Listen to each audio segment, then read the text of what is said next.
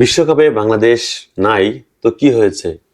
Bangladeshi jersey গায়ে দিয়ে খেলার মাঠে এক বাংলাদেশি প্রবেশ করেছে এবং বিভিন্ন মিডিয়া তার পিছনে ইন্টারভিউ দেওয়ার জন্য সিরিয়াল পড়ে গেছে। কেন জানেন?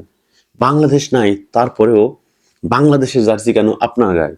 চলুন তার মুখ থেকে শুনে আসি কি বলে তিনি। ভাইটি কি বলে?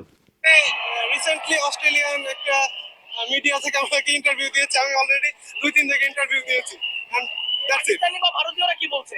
না, তারা কিছু বলেন। আমাকে জার্সি দেখে রিসেন্টলি অস্ট্রেলিয়ান একটা দেখুন, বাংলাদেশে মানুষ কতটা বাংলাদেশকে ভালোবাসে।